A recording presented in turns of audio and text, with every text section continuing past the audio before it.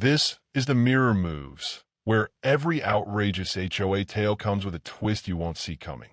If you love watching entitled power trips crash and burn, hit subscribe so you never miss a story. Today's story is about Karen thought she could sneak into my pool with her friends while I was away. What she didn't know, I had a special security measure, a harmless dye that stains trespassers' skin dark purple for days. It was barely 6:30 a.m. when I stepped out onto my back patio, coffee in hand, ready to enjoy the quiet.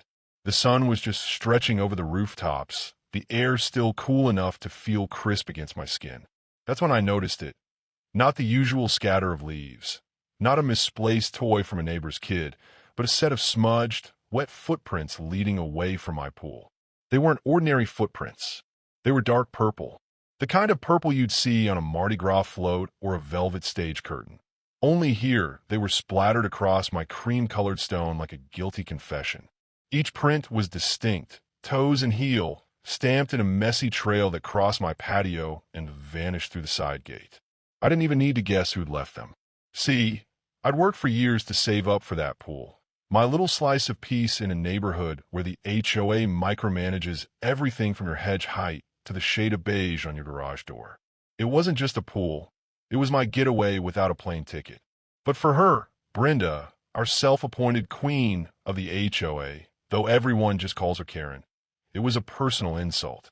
She'd been against it from the start, saying it ruined the neighborhood's uniform look and that a pool should be for community use, not selfishly hidden behind one person's fence. Of course, community use meant her and her friends sunbathing and sipping cocktails on my deck. After the first time I caught her peeking over the fence with her phone, trying to snap evidence of some supposed violation, I decided to install a little deterrent. Nothing harmful, nothing that could actually hurt anyone, just enlightening. It's a harmless specialty dye used in certain resorts and private clubs, the kind that reacts to motion in the water and temporarily stains skin for a few days. In my case, it turns anything it touches a deep, telltale, dark purple. You can't scrub it off easily.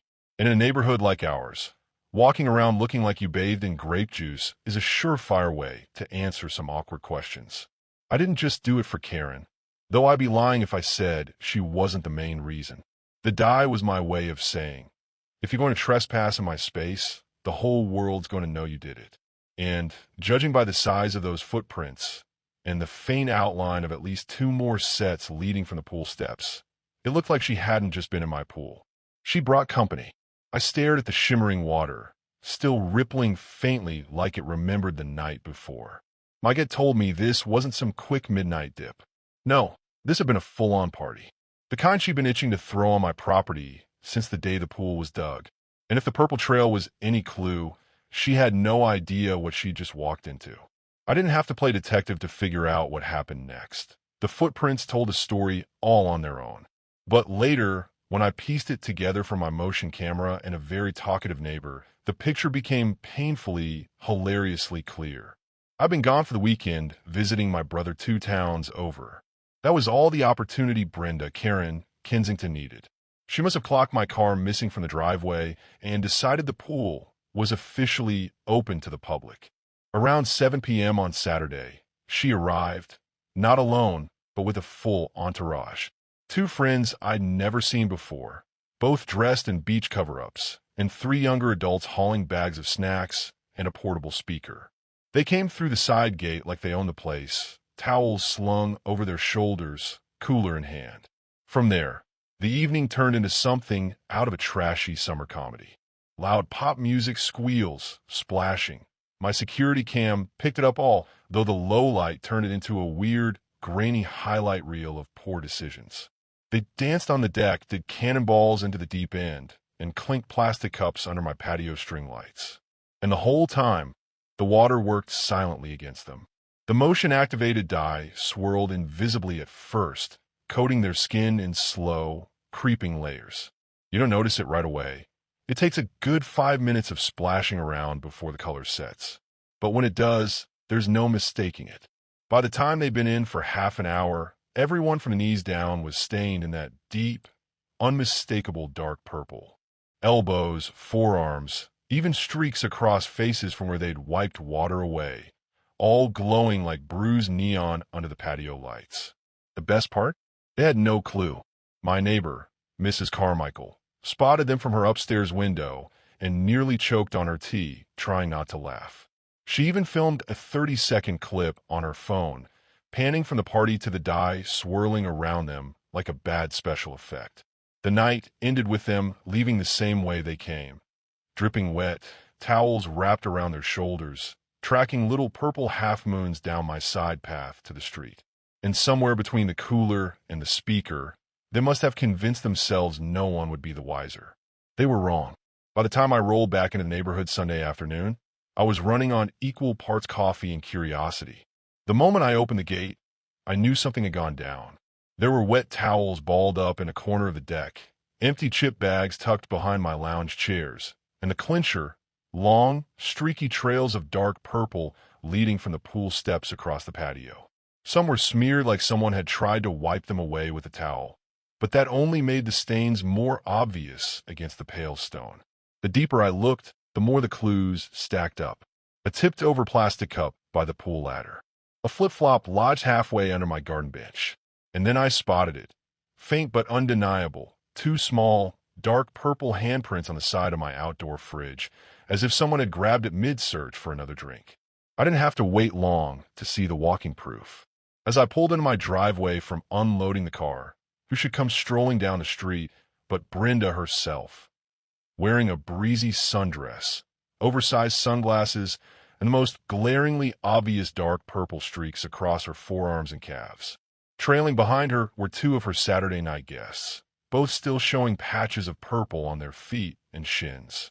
They were laughing and chatting, pretending not to notice that half the neighborhood was staring, or that Mrs. Carmichael was conveniently watering her plants at the end of her driveway while recording the whole walk by.